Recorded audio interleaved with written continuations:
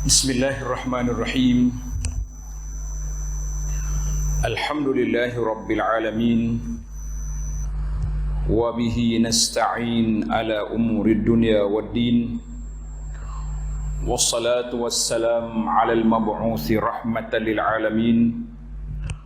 Nabiyyina wa habibina wa qudwatina Muhammad ibn Abdullah wa ala alihi wa sahbihi wa man sar ala nahjihi wahtada bihadihi wastanna bisunnati ila yaumiddin, amma ba'd. Yang dihormati Al-Fadhil Ustaz Syukri selaku Imam Pengurusi Al-Taqwa Masjid Al-Istiqamah, muslimin dan muslimat para jemaah sekalian, Assalamualaikum warahmatullahi wabarakatuh. Alhamdulillah, pada hari ini 10 hari bulan Zulqa'dah 1443 bersamaan dengan 10 hari bulan Jun 2022, kita dapat bersama dalam program Majlis Ilmu dengan tajuk Fiqh Al-Khilaf dalam Islam. Apa makna khilaf? Kadang-kadang orang duk bahas apa beza di antara khilaf dengan ikhtilaf. Maknanya tidak sependapat, tak sama. Itu makna khilaf. Ikhtilaf makna perbezaan, tetapi dua-dua itu diguna pakai oleh para ulama. Ikhtilaf ataupun khilaf maknanya satu perbezaan dari sudut pandangan, perbezaan dari sudut pendapat, dan juga banyak lagi perbezaan. Maka itu dikatakan fiqh al-khilaf. Maka para jemaah sekalian, insya-Allah kita fokuskan perbincangan kita ini kepada memahami sebab-sebab berlakunya ikhtilaf. Mengapa orang berbeza pandangan? Sebab apa berlakunya perbalahan sama-sama kita? Kenapa berlakunya tidak sependapat?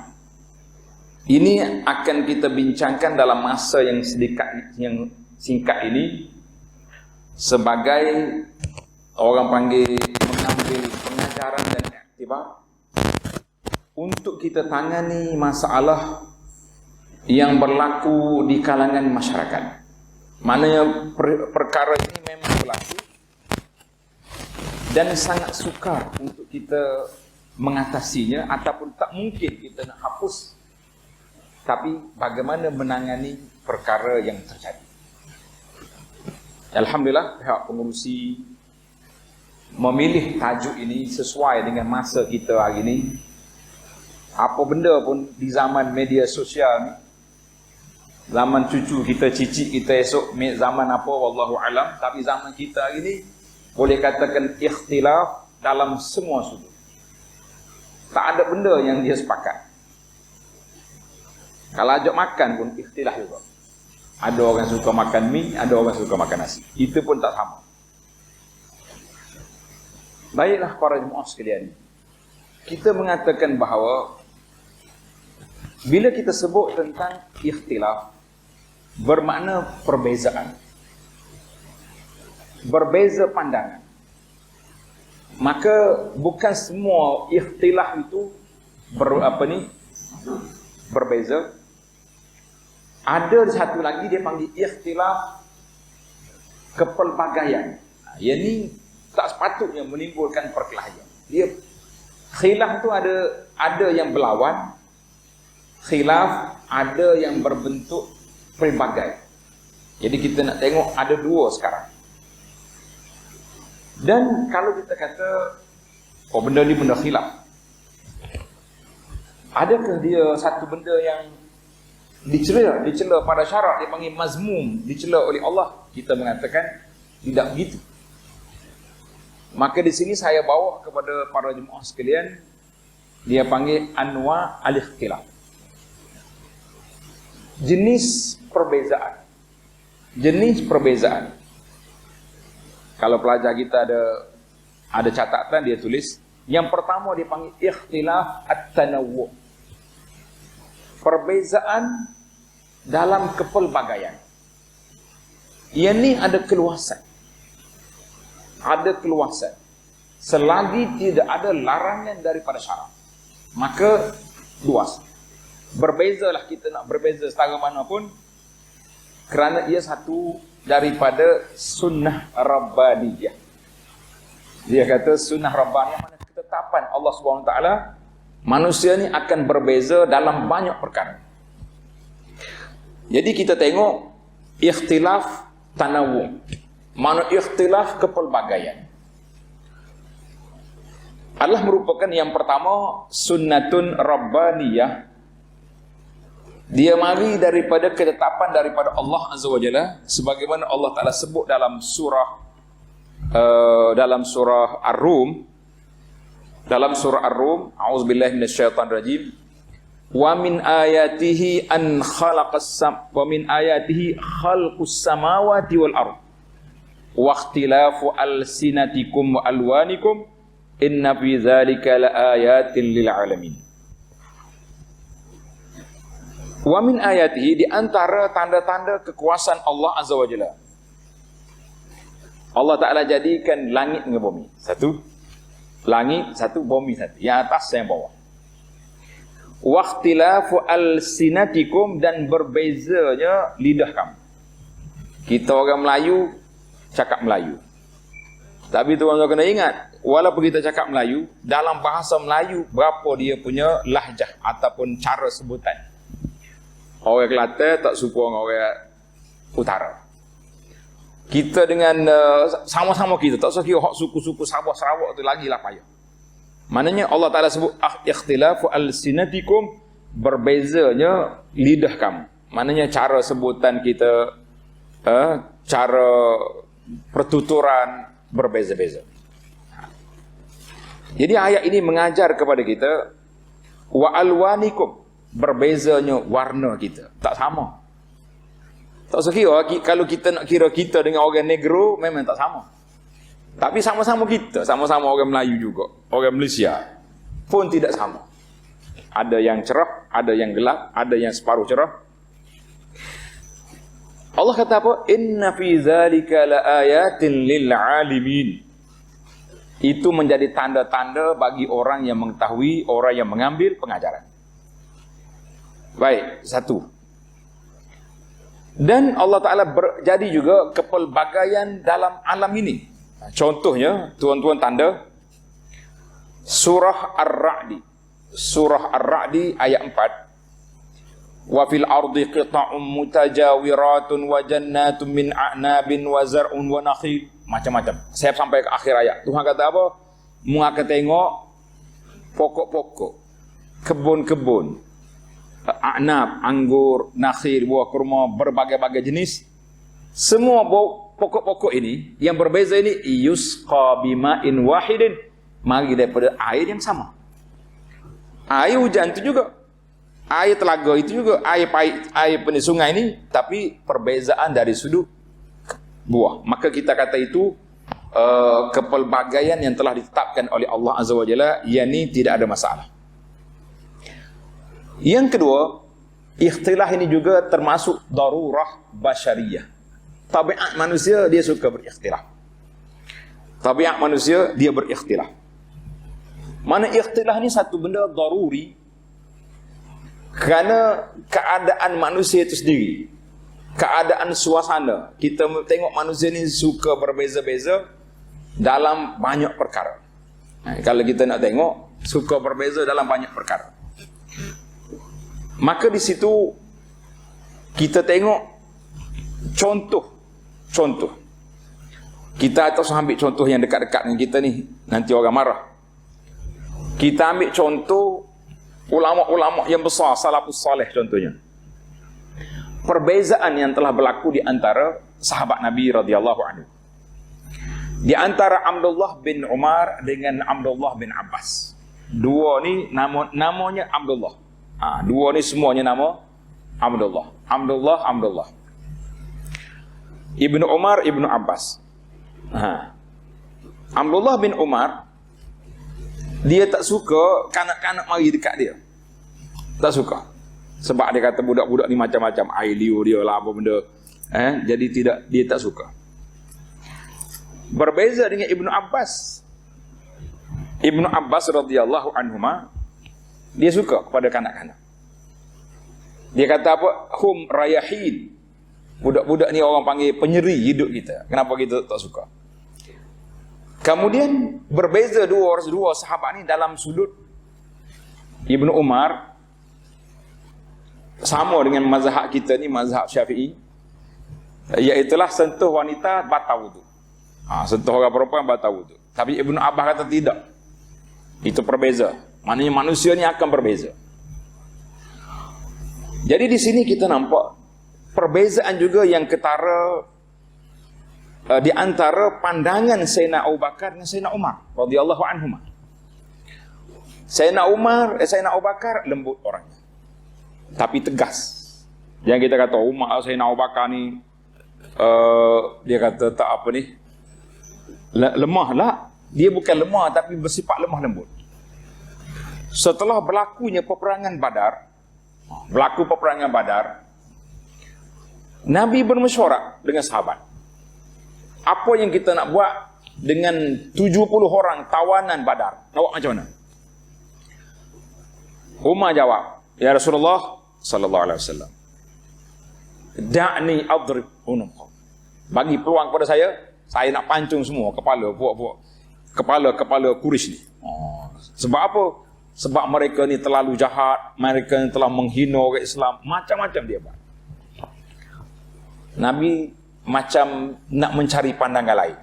Nabi tanya, ayuhan nas, sahabat-sahabat semua, Allah Ta'ala ada beri peluang kepada kita. Kita menguasai tawanan-tawanan Badar sekarang. Apa yang kita nak buat?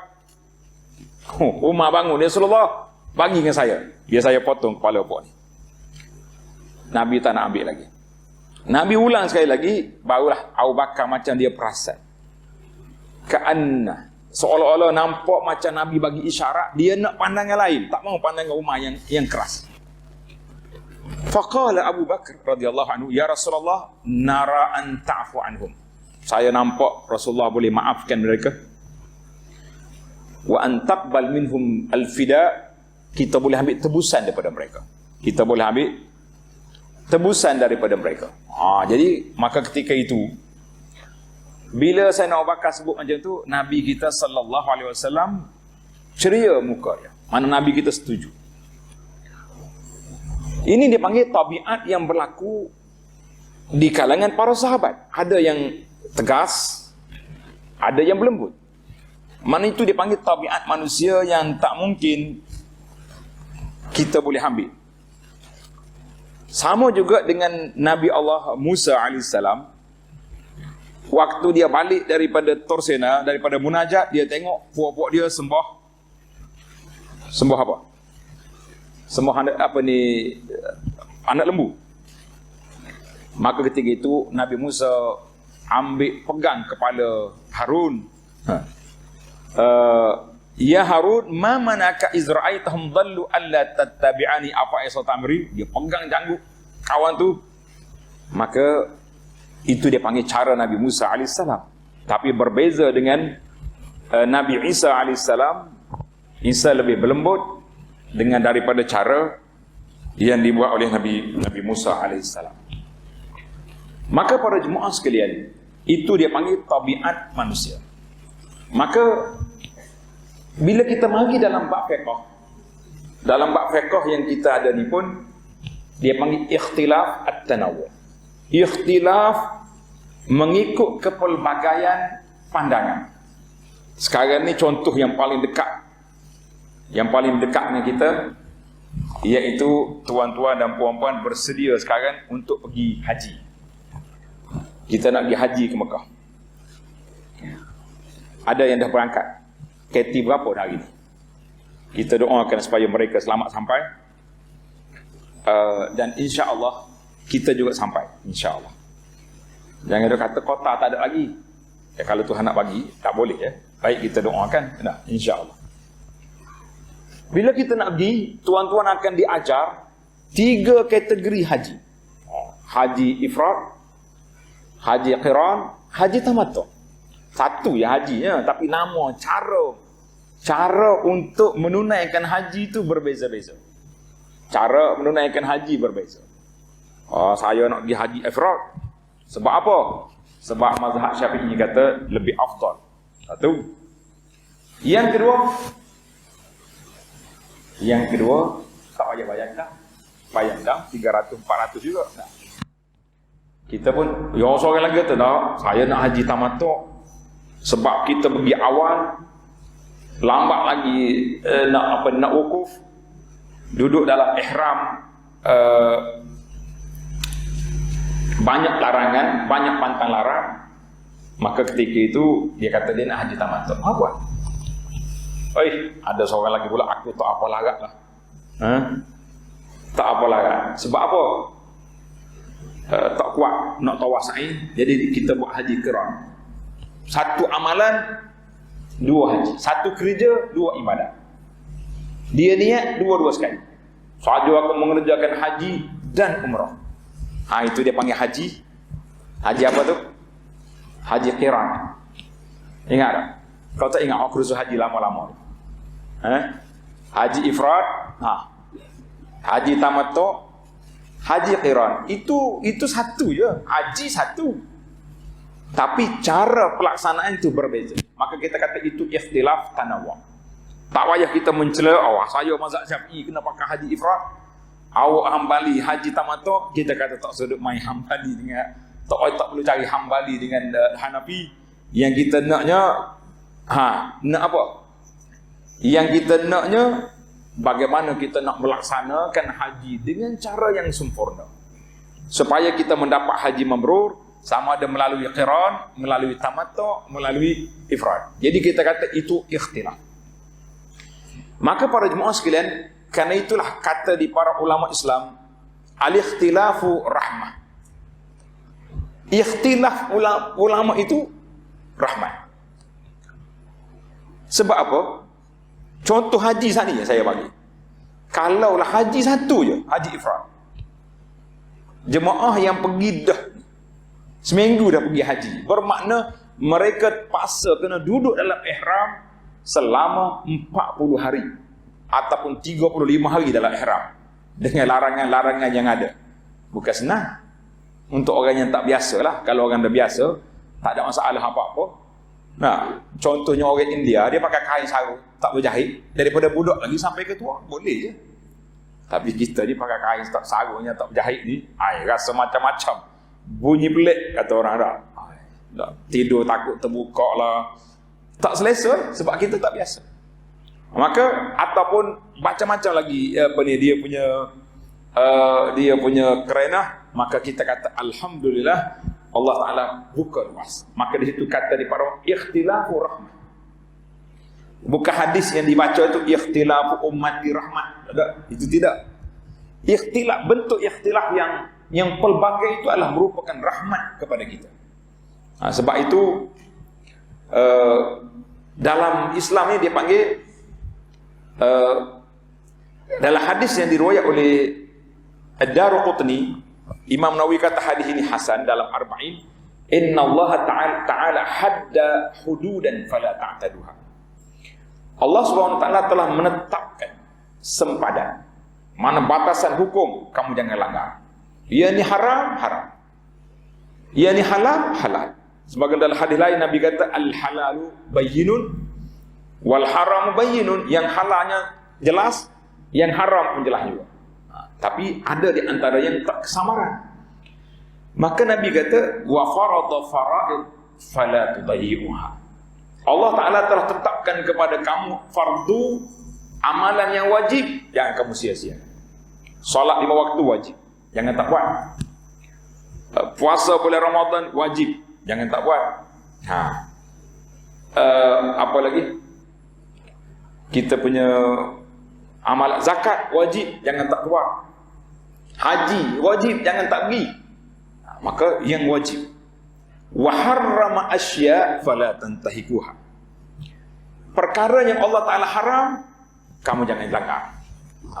Ini haram, arak haram, judi haram, riba haram, rasuah haram, jangan kita langgar. Wa sakata an asya', banyak lagi yang Allah Ta'ala tak sebut. rahmatan bikum, sebagai rahmat pada kamu, ghairi nisyan, bukan Tuhan terlupa. Maka jangan kamu duk korek cari benda-benda yang Allah Ta'ala tidak sebut. Maka kata itulah, kata di para ulama, asal makan minum kita, perbuatan kita, muamalah kita ini, asalnya harus. Sehingga datang dalil mengharamkannya, barulah jadi haram. Habis macam mana kita nak tahu yang ni haram, yang ni harus? Yang ni haram, yang ni harus, yang ni... Maka itulah peranan para ulama telah menetapkan. Macam kita hari ni, ada satu makalah yang saya letak di page kita di internet, tajuk dia rokok. Sini boleh sebut pak rokok ni, nampak orang tak rokok pelakon ni. Nah, kalau tempat orang rokok jangan sebut, yang marah dia. Dia kata apa? Rokok, tajuk, tengok dia punya tajuk menarik di apa ni, makalah yang sahabat saya tulis. Tajuk dia, rokok dulu khilaf, sekarang ijma'. Maknanya peringkat awal dulu ulama nak pasang di mana? Nak kata dia haram ke harus? Nak kata halal ke makruh? Dia pun cari. Tak jelas lah, makruh dia tak letak. Nak kata halal 100%, macam pelik je. Nak kata haram 100%, macam tak kena. Letak label tengah, nama dia makruh. Nama dia makruh. Makruh lah kita pun. Bila mari kajian terbaru daripada pihak kesihatan, dengan kerosakannya, dengan mudaratnya, dengan pembazirannya, dengan banyak benda, maka para ulama semasa yang muktabar, sampai peringkat majlis fatwa, sampai peringkat antarabangsa, meletakkan benda tu jadi haram. Maka di situlah yang mengatakan khilaf itu sendiri asalnya ada keluasan, tetapi para ulama telah mengkaji untuk meletakkan perkara yang tidak ada dalam dalil itu dengan perkara yang sudah ada ketetapan dalam syarak, maka dia jadi benda tu halal ataupun haram. Cerita tentang halal haram ni kena bagi kau pengurusi sendiri, mungkin dia jaga hak tu. Tapi ini contoh. Baik, sesaran kita dari sudut yang pertama, khilaf tanawu. Khilaf pelbagai ini menjadi satu ketetapan Allah Azza wa Jalla, banyak benda khilaf. Yang kedua, khilaf tabiat manusia yang akan berkhilaf. Kita ni tak usah cakap banyak. Kalau tengok di Facebook, musim Facebook ni kita kena contoh dengan Facebook, baru nampak celek mata belakang. Kalau tengok di Facebook, Allah, waktu hari jadi ke, waktu belah kek ke, waktu apa, semua tulis isteri tersayang. Macam tak ada orang lain atas dunia nak sayang, kecuali isteri dia je. Tak apalah, dan memang bini dia kena sayang. Tapi waktu dia naik kereta, waktu dia balik dua tu, dia tak tulis ya. Kalau dia tulis rasa berat.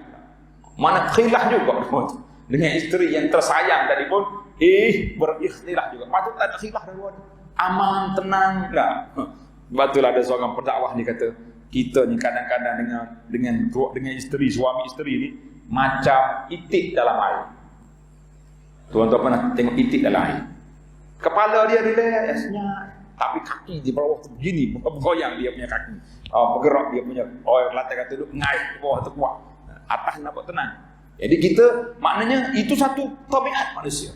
Tapi khilaf itulah kadang-kadang lebih mematangkan hidup kita, lebih mendekatkan kita, dan kita rasa lebih seronok dalam hidup. Lepas pada dia kelari sekejap, tak apalah. Malam ni jangan duk marah lah. Kita ajak pergi makan kat mana-mana, pergi melancong sana sini. Paling marah sekali kita bawa pergi Mekah senyap. Baik, itu yang pertama, simple, mudah. Yang kedua, kita nak pergi kepada bagaimana nak menang. Punca pelakunya khilaf, dia panggil khilaf at-tadad wa tanazu'. Khilaf berkelahi dan berpaling. Ini punca dia. Inilah yang disebut dalam Al-Quran. Allah SWT sebut dalam Quran celaan kepada orang-orang yang berikhtilaf dengan sebab apa? Tulis. Punca yang pertama, sababuhu al-baghyu wattiba'ul hawa. Punca dianya kerana baghyu, berlaku kezaliman, buruk perangai dan ikut hawa nafsu. Yang ni punca yang berlaku. Khilaf dalam dunia ni siapa berkelahi sana sini, punca dia mana? Ikut hawa nafsu. Allah Ta'ala sebut dalam surah Al-Baqarah, kana an-nasu ummatan wahidah. Asal manusia satu. Semuanya ala tauhid. Tauhid kepada Allah Azza wa Jalla. Fa ba'atsallahu an-nabiyyina mubashshirina wa mundzirin. Allah Ta'ala hantar mari nabi, rasul, memberi khabar gembira, memberi amaran kepada mereka, wa anzala ma'ahumul kitaba bil haqq, dan Allah Ta'ala turun Alkitab pada nabi masing-masing. Bukan Quran saja, umat dulu. Taurat, Injil, Zabur, Suhuf. Liyahkuma bainan nasi fima ikhtalafu fihi.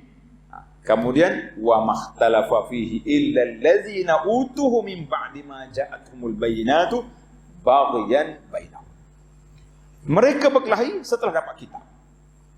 Sepatutnya kita boleh kitab, kita jadi aman lah. Tak, dia balah. Puak-puak Yahudi berbalah tentang kitab Taurat mereka. Boleh Taurat, dia balah.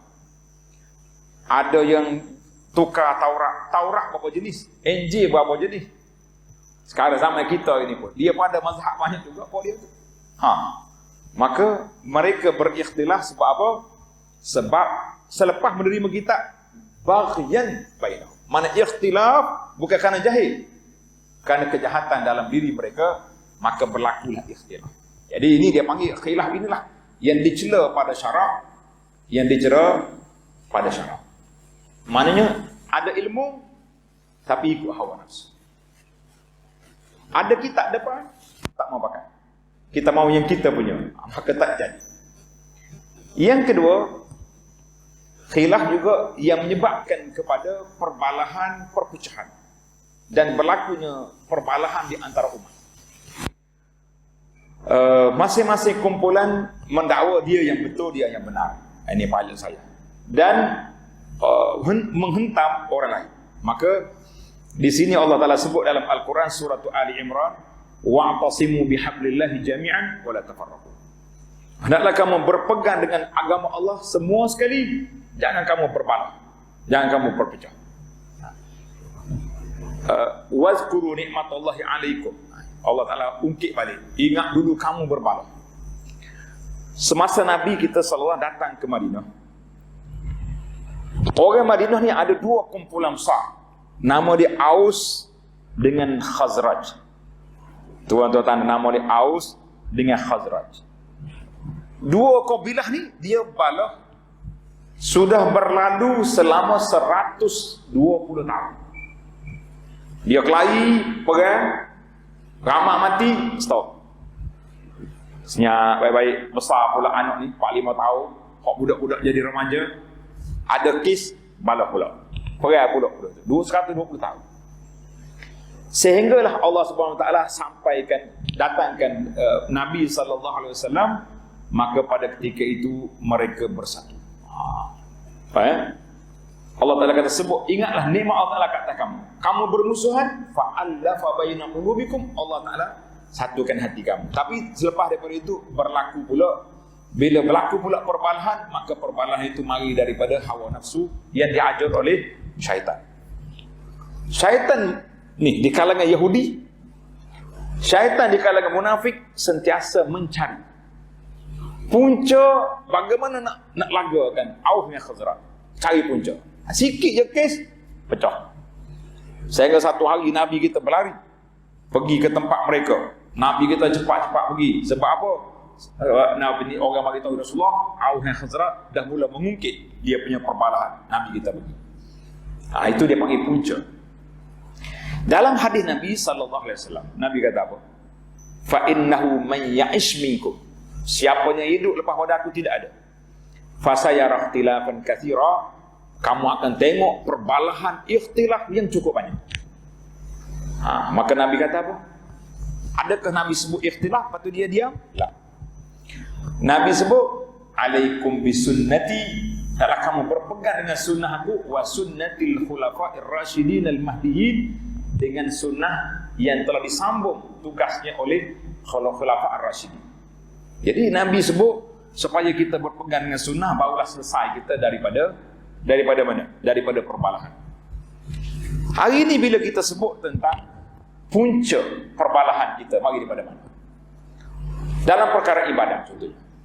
Hak Nabi ajar sudah banyak. Yang Nabi kita ajar sallallahu alaihi wasallam banyak. Wah, apa ni, kita al-azkar contohnya. Ini cara nak berzikir, ini cara nak baca, ini cara nak beribadat. Sudah cukup. Nabi Nawawi sudah bawa. Cara nak baiki hati, dia panggil tazkiyatun nafsi. Imam Nawawi rahimahullah taala, dia telah letak satu kitab nama dia Riyadhus Salihin. Riyadhus Salihin, taman orang soleh yang diambil daripada hadis-hadis Nabi sallallahu alaihi wasallam. Cukup. Mari pula dalam sudut fiqh, Imam Nawawi telah menyusun sebuah kitab nama dia Minhajul Talibin, kitab fiqh. Ataupun yang lebih kecil lagi At-Tahqiq ataupun Al-Khulasah. Maknanya kita mengatakan perjalanan kita tu baik, tenang, aman. Tapi bila mari kumpulan-kumpulan yang lain yang tidak berpegang dengan sunnah Nabi sallallahu alaihi wasallam, sama ada puak-puak batiniyah, puak-puak yang berpegang dengan ajaran yang pelik-pelik, mari ketika itu berlakunya perpecahan.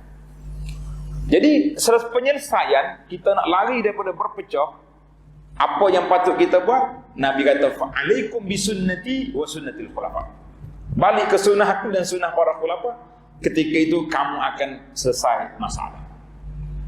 Baik, kita tahu sekarang ni punca ikhtilaf yang pertama tabiat, letak lagi dah.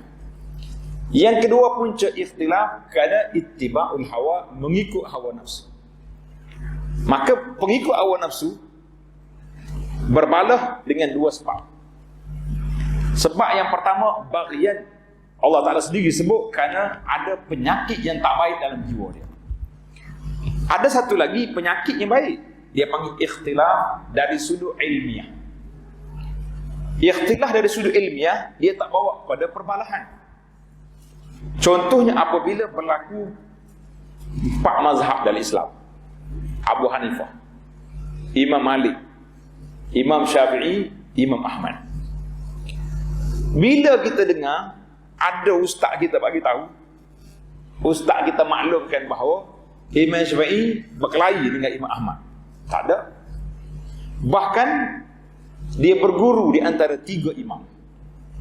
Imam Abu Hanifah, kalau orang kata Imam Syafi'i berguru dengan Abu Hanifah, tuan-tuan kena cuit. Tuan, dah minum kopi ke belum? Kenapa? Sebab Imam Abu Hanifah mati tahun 150, Imam Syafi'i lahir ada pada tahun 150. Ini dah sudut fakta. Kita duduk di sini biar ada fakta, kata orang. Bercakap biar ada fakta, jangan main auta. Tapi zaman ta'assub mazhab lain pula. Dia kata tengok awak punya imam tak berani nak keluar ke dunia kecuali setelah imam kami tidak ada. Dia punya cara. Dia kata imammu Syafi'i tak berani keluar dunia kecuali imam kita tidak ada. Bila mati Abu Hanifah, kita kata bukan kerja Syafi'i lah nak tarik tarikh nak keluar bila-bila dah. Itu ketetapan Allah Azza wa Jalla. Tapi begitulah suasana. Imam Syafi'i, imam yang kedua Imam Malik. Syafi'i berguru dengan Malik. Tapi berapa banyak perbezaan yang berlaku di antara ijtihad yang berlaku, tafsiran yang berlaku di antara Malik dengan Syafi'i. Berbeza, banyak sekali. Mari pula Imam Ahmad. Ahmad berguru dengan Syafi'i. Guru tak ada masalah. Yang jadi masalahnya pengikut-pengikut. Sebab itulah kalau tuan-tuan baca dalam sejarah, dekat Masjid Haram Mekah saja, dekat Kaabah, ada 4 imam. Satu solat 4 imam. Sebelah Khalid ni Syafi'i, ini Hanafi, ini Maliki, yang ni 4 orang imam. Kenapa 4 imam? Sebab berbeza-beza. Syafi'i baca bismillah kuat, Hambali tak baca. Maliki ada sebahagiannya tak angkat ke tangan, pakai tok gini. Jadi dia berbeza. Mana oleh kerana berbeza solat, kita kena berbeza imam. Jadi alhamdulillah Allah Ta'ala hantar bagi pemimpin yang berfikir. Dia kata kenapa kita nak pecah-pecahkan umat Islam. Islamnya satu, Rabbuna wahid, Allah Ta'ala esa, Nabi kita satu, Muhammad sallallahu alaihi wasallam, Quran kita satu, umat Islam jadi satu, ummatan wahidah. Kenapa kita nak berpisah? Maka disatukan imam, kita kata alhamdulillah. Namun begitu masih ada lagi sedikit yang pening-pening pergi Mekah. Dia kata, dia bagi tahu pada jemaah dia, kita akan solat di Masjid Haram Zuhur, Asar, Maghrib, Isya, 4 waktu. Subuh tak boleh. Anak jemaah tanya, Tok Syekh, kenapa subuh tak lagi? Subuhlah sedap kita perginya, tenang, tak panas. Oh, dia kata tak boleh sebab subuh imam tak baca kunut. Oh, tinggi darjat lain kunut. Nah, kita kata ini sedangkan imam-imam sama-sama dia tidak jadi masalah. Yang jadi masalah ni bila mari anak murid yang tidak boleh menerima kepelbagaian dari sudut pandangan, maka timbullah masalah. Maka kita mengatakan itulah punca. Jadi di sini sebagai kita nak simpulkan, sebagai dia panggil fiqh, bagaimana dalam masalah khilaf kita nak tangani supaya kita tidak terjadi di kalangan seperti ini. Saya tulis sebuah buku, tuan-tuan boleh cari di pesta buku ada lagi tu. Nah, tajuk dia Rahmat dalam Perbezaan. Kecil dah kita. Buku Rahmat dalam Perbezaan ni ana tulis setelah saya balik berdakwah di Malaysia. Kita tengok Allah kuatnya berikhtilaf di kalangan sama-sama kita, ikhtilaf. Ana pun tulis makalah sikit akhir kali keluar satu buku, tajuk dia Rahmat dalam Perbezaan. Jadi kita nak cari perbezaan ulama dia jadi rahmat. Sebagaimana masyhur daripada kata-kata Sayyidina Umar bin Abdul Aziz rahimahullahu taala. Umar bin Abdul Aziz dia kata apa? Aku suka sangat kalaulah sahabat-sahabat Nabi berbeza pandangan. Kalau sahabat Nabi berbeza pandangan, Ibnu Abbas kata boleh, contohnya. Aisyah kata tak boleh, Ibnu Mas'ud kata lain. Sebab apa? Bila sahabat berbeza pandangan, maka kita ada keluasan. Kita nak pilih pandangan mana yang kita rasa lebih sesuai, lebih kuat. Tapi law kanu ittafaqu, apabila para sahabat berittifaq, satu je hukum, dia jadi ijma'. Ketika itu tak dilanggar. Siapa dia langgar, dia akan binasa. Mari zaman kita ini tak boleh. Kita mesti jadi satu je. Macam mana kita nak satu benda yang tidak bersatu? Macam mana? Maka di sini kita kena ingat. Baik. Maka terdapat beberapa adab, ad-dawabit, syarat-syarat dari sudut akhlak untuk menangani masalah ikhtilaf. Tulis yang pertama. Kita ambil sikit ya. Jangan banyak-banyak, tak ingat pula kan. Yang pertama, nanti kalau nak tak jumpa cari dalam buku ni. Rahmat dalam Perbezaan. Yang pertama, al-ikhlasu lillah wat tajarrud min al-ahwa. Bila kita nak cari pandangan, hendaklah kita ikhlas menuntut ilmu kerana Allah. Dan kita bebaskan diri kita daripada kekangan hawa nafsu. Sekarang ni bila kita nak mari kuliah, contohnya orang-orang yang tak setuju dapat poster pangkah lalu serang, tak boleh dengar. Bukan tak boleh pakai, tak boleh dengar. Habis kalau tak dengar, orang nak cakap, macam mana kita nak tahu? Dengar pun tak boleh. Karena itulah para ulama Islam, ulama-ulama pendidikan, dia mengatakan iza qara'ta faqammish. Bila kamu baca, kamu boleh baca apa yang kamu nak baca. Orang ceramah kita boleh dengar apa dia kata. Tapi wa iza katabta wa iza haddasta, bila kamu nak cerita kepada orang, kamu nak sebar, kamu nak share, fafattish, pastikan benda itu betul baru kita sebarkan. Ni dia tak tanya dah. Betul ke tak betul? Yang penting saya nak jadi orang pertama menyebar dalam grup. Akhir sekali timbul fitnah, timbul masalah. Maka kita kena tajarrud. Tajarrud maknanya kita bebaskan diri kita daripada kekangan, kepahaman yang kita rasa kita je betul, orang lain tak betul. Lah. Maka ketika itu kita dengar dan kita boleh buat apa? Boleh buat kesimpulan bahawa yang ni salah, yang ni betul, yang ni tepat, yang ni tak tepat. Kita kena dengar. Orang ni bercakap qala Allah, qala Rasul sallallahu alaihi wasallam. Nah. Kata Imam Syafi'i, kata Imam Malik, kata Imam Ibnu Katsir, kata Nawawi. Satu. Dia dengar orang lain pula, ini guru saya. Ini yang saya mimpi. Ini entah ambil di mana. Jadi kita boleh buat penilaian sendiri bagaimana kita nak terima berbeza dua ni, mana yang kita boleh terima. Jadi itu antara yang pertama sekali, mesti tajarrud daripada kekangan nafsu terhadap satu perkara. Jadi kita kalau kita tidak hilang.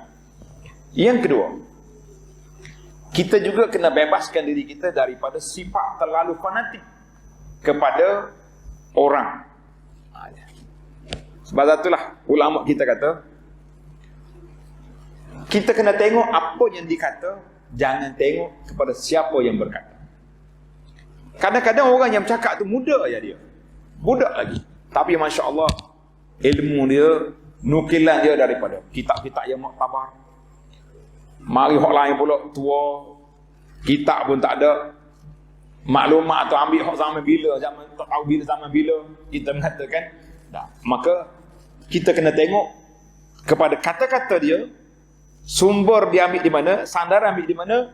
Jangan tengok semata-mata orang yang berkata.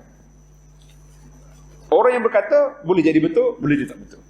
Maka disitulah kita kena letak bahawa kata-kata yang masyhur di kalangan ulama. Baru ni kita ada persidangan di sini. Persidangan dia panggil Qimmatul Ulama Muslimin. Qimmatul Ulama Muslimin mana sidang kemuncak ulama-ulama Islam untuk membela Palestin. Membela Palestin. Jadi alhamdulillah saya sempat hadir. Salah seorang pembentang tu dia cerita, ada satu kaedah yang dibuat oleh seorang pendakwah di Mesir. Nata'awanu fi mattafaqna. Kita mesti tolong menolong, bantu-bantu dalam perkara yang kita ittifaq. Baguslah, betul lah. Wa ya'dzuru ba'duna ba'dan fi makhtalafna. Kita memaaf-maaflah kalau benda kita ikhtilaf. Salah seorang pembentang tu kata kena murojaah balik. Sepatutnya natanaqashu fi makhtalafna. Sepatutnya kita bermunaqasyah. Apa benda munaqasyah? Kita kena semak balik. Apabila benda tu ikhtilaf, semak balik. Siapa lebih tepat di antara saya dengan awak? Sebab itulah masyhur daripada kata-kata Imam Syafi'i rahimahullah. Dia kata wallahi ma ubali. Aku tak peduli bila aku berhujah dengan orang, aku tak kira siapa dia yang menang. Yang pentingnya kebenaran tu dapat disampai sama ada melalui lidah aku atau lidah orang lain. Itu kata-kata Syafi'i yang menunjukkan bahawa dia tidak ta'assub kepada kata-kata dia, tapi dia lebih mencari kebenaran. Yang ketiga, al-insaf. Apa makna insaf? Bukan insaf. Kenapa tu? Nampak mengalir air mata. Saya ada insaf. Itu insaf. Insaf dengan makna berlaku adil. Berlaku adil. Kita tak kira siapa dia yang bercakap, tapi kalau dia cakap benda betul, kita kena terima. Jangan kata tak boleh. Sebab itulah kata di Sayyidina Umar bin Khattab. Umar bin Khattab dia tulis surat kepada Al-Qadhi Abu Musa Al-Ash'ari radhiyallahu anhu.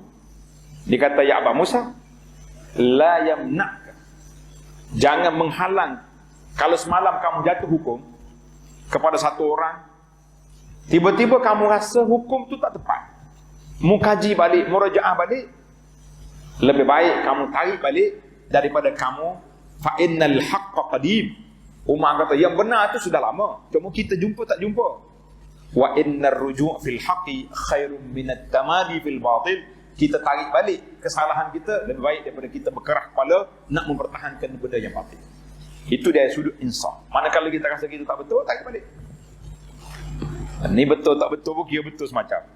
Ada ingat waktu ana daripada budak-budak lagi kita dengar ustaz-ustaz kita mengajar, dia kata orang yang suka berdebat ni Dia nak menang sentiasa. Dia dua orang berjalan. Tiba-tiba bunyi dalam hutan ni, bunyi. Seorang dia kata, burung tu. Seorang dia kata, dok, kambing.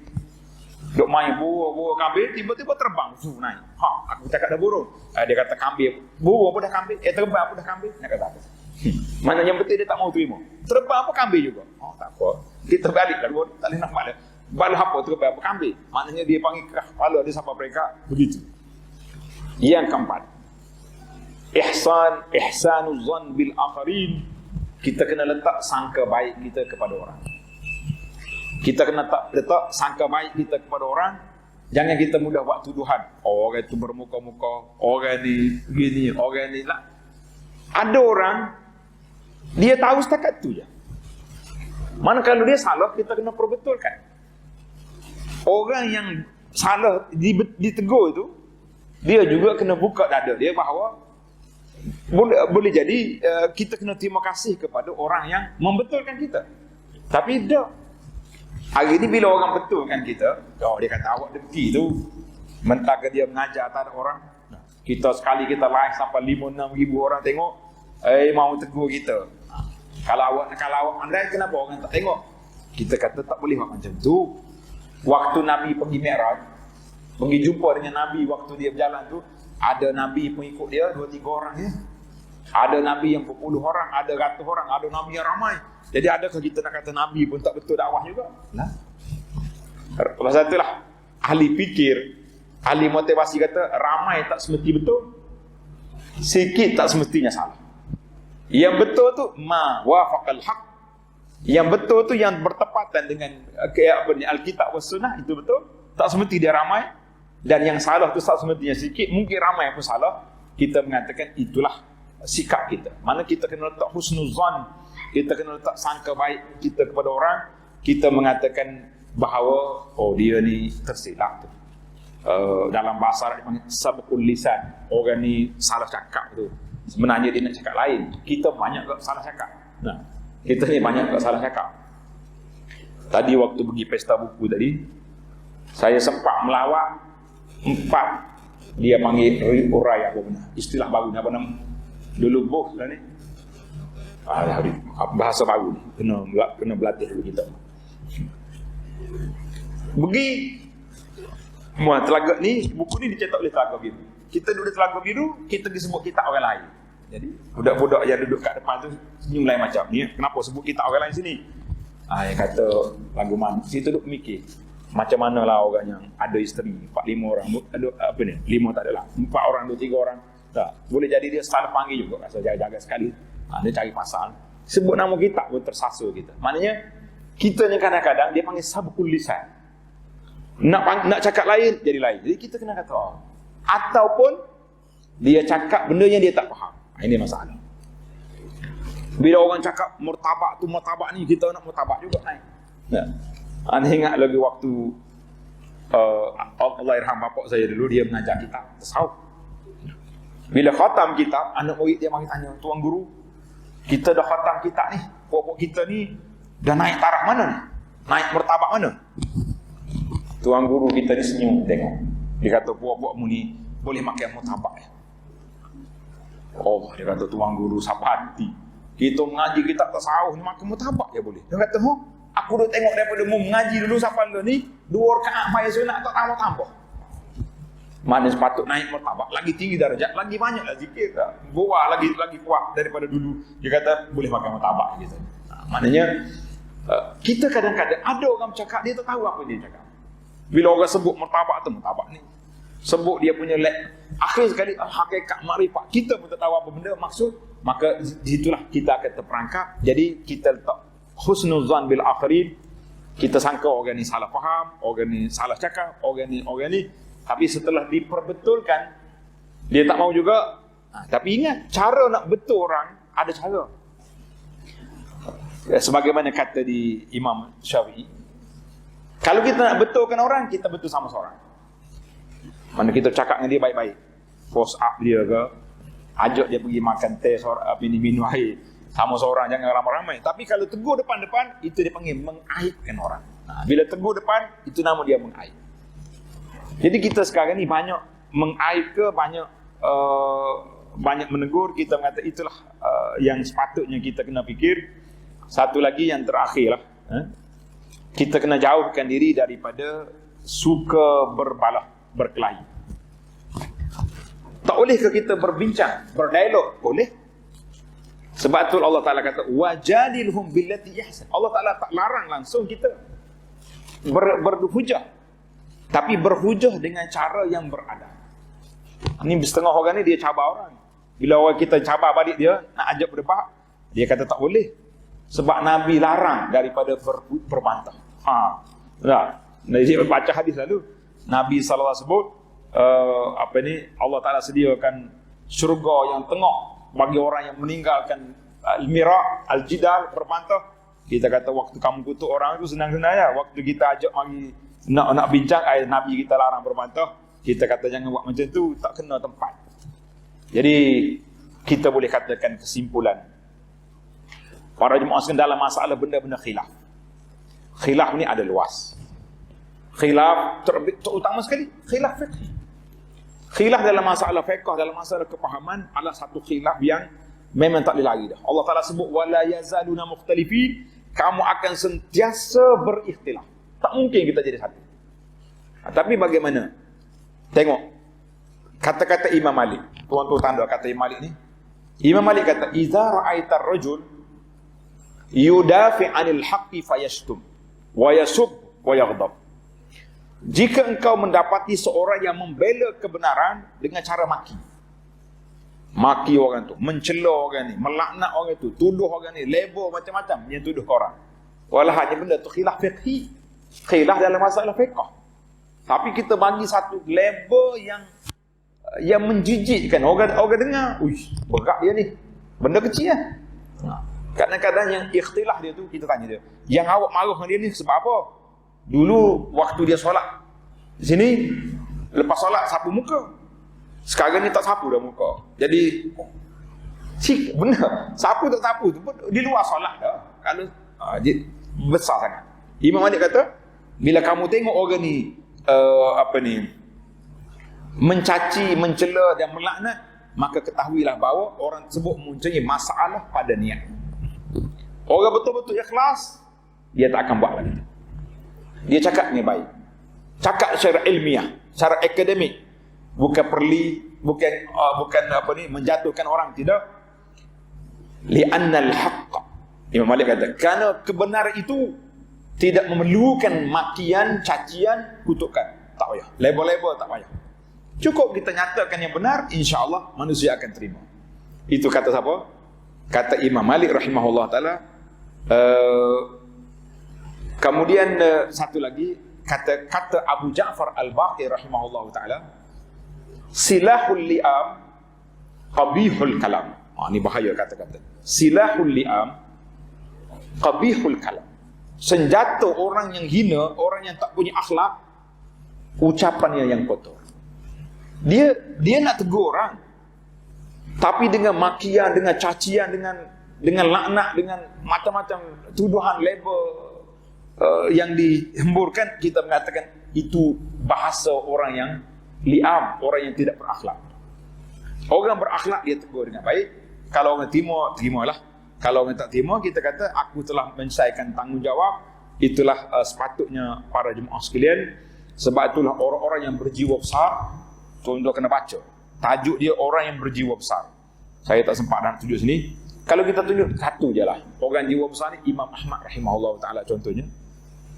Walaupun dia dipukul sampai berdarah dia ni, tapi dia kata aku maafkan kepada orang yang pukul aku. Dan banyak lagi contoh-contoh yang tuan-tuan boleh tengok. Salah satu daripadanya Imam Ahmad, dan ramai lagi lah tempat-tempat kita ni pun ada contoh-contoh. Tapi kita nak buat contoh orang yang masih hidup, bagi saya tak selesa. Kata di Ibnu Mas'ud ke siapa, di kalangan Imam Salaf, Imam Ahmad, Imam Salafus Saleh, dia kata kalau kamu nak contoh, istannu bil amwat. Buat contoh orang yang dah mati. Fa innal ahya la ta'man alaihi fitnah. Orang yang hidup, kalau kita buat contoh, jadikan dia ikon, jadikan dia model, kita rasa boleh membawa fitnah pada orang. Sebab kerusakan manusia ni mari daripada mana? Mari daripada pengampu-pengampu yang duk mengampu. Dalam hadis Nabi SAW, Nabi bersabda, innal rajulu la yatakallam bil kalimah. Seorang yang bercakap dengan satu kalimah yang menyebabkan kemurkaan Allah Azza wa Jalla, dia pun tak perasan. Ucapan biasa je, tapi mengundang kemurkaan Allah Azza wa Jalla sehingga dia dicapak dalam neraka. Ulama hadis kata, kalimah itu iaitulah madhul al-hukam bighairi haq. Mengampu pemimpin tanpa hak. Puji-puji sampai kawan tu tak sedar diri, kawan tu ingat dia betul, kawan tu ingat apa yang dibuat ni semua comel belaka. Sebenarnya itu satu kezaliman, satu pengkhianatan. Baiklah para jemaah sekalian, kita belajar ilmu matematik. Di akhirnya ilmu matematik dari sudut persahabatan. Kita kata, kalau orang tanya kita, awak dengan dia tu setuju tak setuju? Saya semua setuju dengan dia, kecuali satu ya.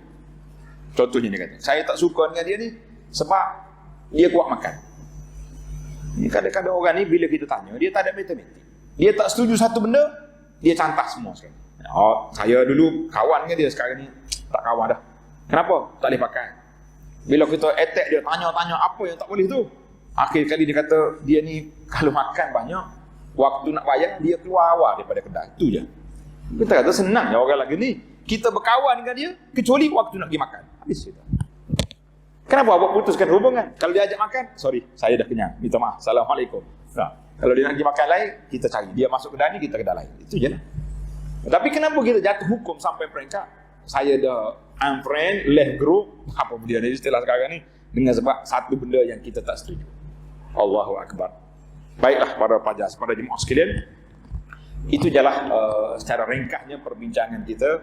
Tuan-tuan, sekali lagi saya syorkan cari kitab kita ni, Rahmat Dalam Perbezaan. Mudah-mudahan ada manfaatnya untuk menghilangkan persengketaan sama-sama kita. Subhanakallahumma hamdika asyhadu an la ilaha illa anta astaghfiruka wa atubu ilaik. Wa sallallahu ala nabiyyina Muhammad wa ala alihi wa sahbihi ajma'in. Walhamdulillahi rabbil alamin. Wassalamu alaikum warahmatullahi wabarakatuh.